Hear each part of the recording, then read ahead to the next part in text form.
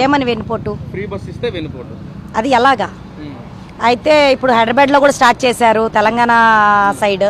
అంటే వాళ్ళకు కూడా వెన్నుపోటు పొడిచినట్ట. టు బి ఫ్రాంక్గా మనం ఆలోచిద్దాం.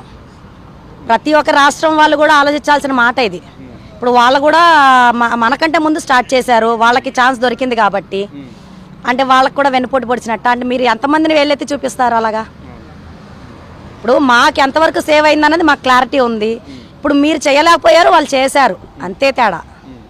ఏంటి మేడం, మళ్ళీ జగన్మోహన్ కోరుకుంటున్నారా లేదా ఎలవెన్స్కే ఇంకో ఛాన్స్ ఇస్తారా మీరు? ఎవరు ప్రభుత్వం తరపు నుండి పబ్లిక్కి చేస్తారో వాళ్ళని ఎంచుకుంటామండి. ఇది పబ్లిక్ మాట. పబ్లిక్ కోరుకునేది ఏంటి? ఇప్పుడు జనసేన అని పార్టీ, పవన్ కళ్యాణ్ గారి పార్టీ అని పెట్టుకోలేదండి. వైసీపీ అన్నది పేరు వాళ్ళ పెద్దవాళ్ళ దగ్గర నుంచి వచ్చింది. కానీ జనసేన అన్నది వాళ్ళ పెద్దవాళ్ళ దగ్గర నుంచి రాలేదు, వాళ్ళ ఇంటి పేరు పెట్టుకోలేదండి. జనసేన అది జనాల కోసం క్లియర్ కట్గా మెన్షన్ చేశారు, జనాలు.